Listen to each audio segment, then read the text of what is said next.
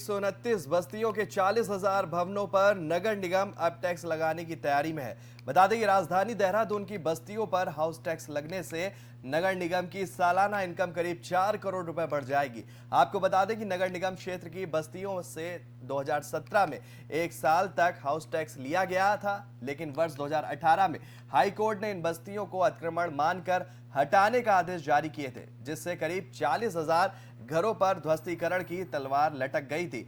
अब राहत की बात यह है कि इन बस्तियों को धामी सरकार ने 3 साल का अध्यादेश लाकर राहत दी है, क्योंकि मलिन बस्तियों द्वारा पिछले लंबे समय से मालिकाना हक की मांग उठाई जा रही है। हालांकि तत्कालीन त्रिवेंद्र रावत इन बस्तियों को बचाने के लिए 3 साल का अध्यादेश लाई थी, और लेकिन 2021 में इन बस्तियों पर दोबारा संकट खड़ा हो गया था।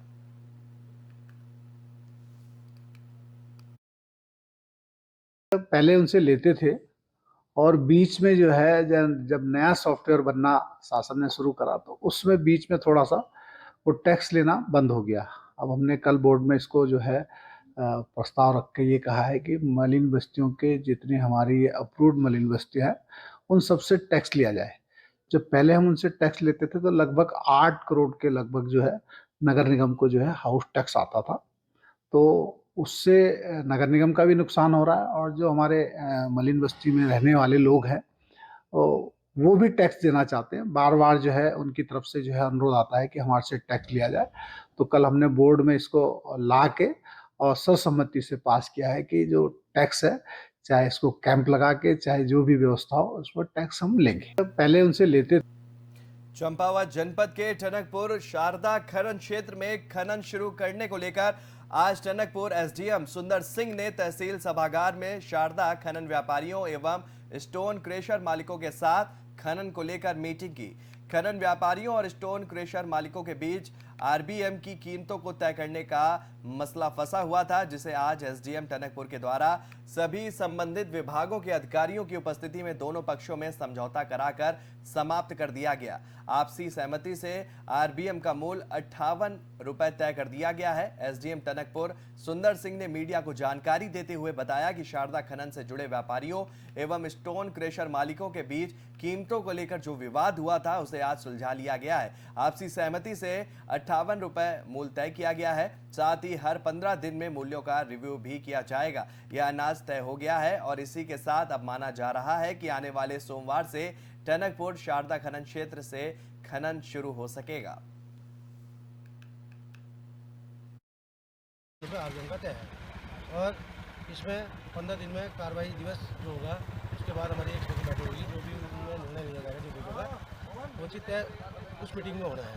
बाकी 58 रुपये में हम आरबीएम में सहमति बनाते रखें और हम सोमवार से अपना गेट पूर्ण रूप से खोल देंगे। आरबीएम का तय है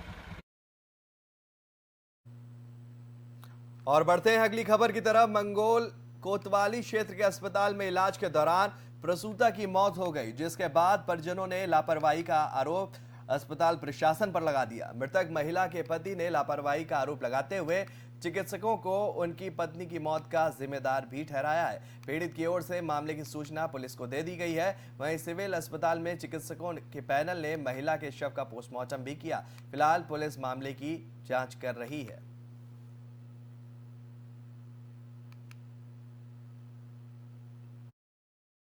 देखिए, जो उसका ट्रीटमेंट था वो गांधी डिपार्टमेंट के अंदर चल रहा था, लेकिन मेरी नॉलेज में था, being a owner of the hospital, ना तो उसका कोई 6 रुपये का बिल था ना है, समझ गए।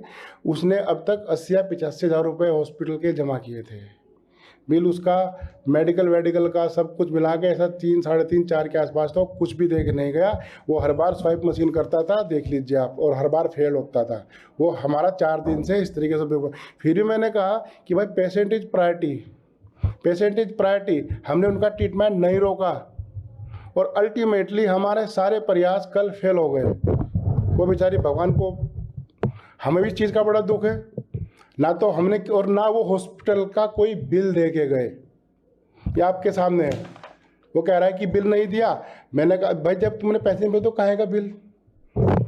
आरोप लगाया ये तो हॉस्पिटल पर लगता है। अगर मतलब जब उनके, एक बात बताओ, जब उनके पास कुछ और कहने के लिए है ही नहीं, आदमी तो कहेगा भाई लापरवाही उनको लगता होगा, लेकिन हमें अपने एंड पे कोई लगता है। हम जो बेस्ट एफर्ट कर सकते थे हमने किया। भगवान तो हम है नहीं, हम भी एक आम इंसान है, ठीक है, डॉक्टर प्रोफेशन वाले डॉक्टर हैं, लेकिन भगवान ने हमें जो हम बेस्ट एफर्ट कर सकते थे हमने किया। और उनको भी दिख रहा था कि हमारी टीम कितना बेस्ट एफर्ट कर रही है। उनको भी सुबह दोपहर शाम मिला जाता है जब वो मिलने को कहते थे। पिछले 6 महीने से मेरे अंडर में ट्रीटमेंट ले रही थी। उनका पहले भी एक ऑपरेशन हुआ था एम्स ऋषिकेश में, जहाँ पर उनके जो पहला बच्चा था वो राइट ट्यूब में फंसा था। उसके बाद में क्योंकि राइट ट्यूब में फंसा था तो ऑपरेशन से उनका ट्रीटमेंट किया गया। अभी क्योंकि लेफ़्ट ट्यूब बची हुई थी तो फिर वो ट्रीटमेंट लेना चाहते थे इनफर्टिलिटी का, बच्चा कंसीव करने का। तो बेबी कंसीव हुआ, इस बार जो था वो लेफ़्ट ट्यूब में कंसीव हुआ। तो क्योंकि एक ही ट्यूब बची थी तो फिर हमने पहले 6 से 7 दिन उनको कोशिश की कि दवाइयों से उनका ट्रीटमेंट हो जाए, लेकिन जब ऐसा नहीं हो पाया तो फिर फाइनली हमने सर्जरी करने का प्लान बनाया कि अब सर्जरी के बिना नहीं तो फिर पेशेंट की लाइफ जो है वो बच नहीं पाएगी।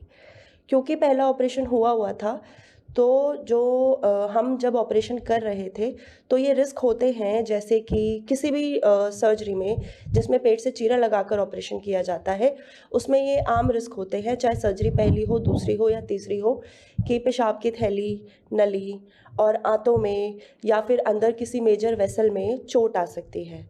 तो इस केस में जो एक कॉम्प्लिकेशन हुई जो कि काफ़ी कॉमन है, 1000 में से 5% लोगों में ये कॉम्प्लिकेशन हो जाती है कि आंतों में चोट आ जाती है, तो इनके साथ भी वही हुआ। फिर हमने, क्योंकि जो आंतों का डोमेन है वो मेरा नहीं होता, तो फिर वी कॉल द सर्जन जो इस चीज़ में एक्सपर्ट होते हैं, उनको बुलाया और हमने उसका ऑपरेशन आगे फर्दर कैरी ऑन किया। इसके क्योंकि बड़ा ऑपरेशन हुआ, 3 घंटे के लगभग ऑपरेशन हुआ, तो फिर हमने पेशेंट को आईसीयू में एडमिट किया और फर्दर उनका ट्रीटमेंट किया जो भी रिक्वायरमेंट थी। पेशेंट का हमने सारा ट्रीटमेंट किया, हाईएस्ट से हाईएस्ट एंटीबायोटिक्स लगाई और उनको पूरा आईसीयू केयर दिया। She needed dialysis later on stages में, तो हमने उनको डायलिसिस भी प्रोवाइड की हॉस्पिटल से। बट आफ्टर ऑल दी मतलब सारा ट्रीटमेंट करने के बावजूद भी और सारी हाईएस्ट एंटीबायोटिक्स और पूरा ट्रीटमेंट देने के बावजूद भी हम पेशेंट को नहीं बचा पाए। मेरी मिसेज का ट्रीटमेंट लगभग कई माह से सक्षम हॉस्पिटल बिजली तिराई के जो पास है दिल्ली हाईवे पे, वहाँ चल रहा था। डॉक्टर सोनम सिंह MBBS है, स्त्री रोग विशेषज्ञ है हमें।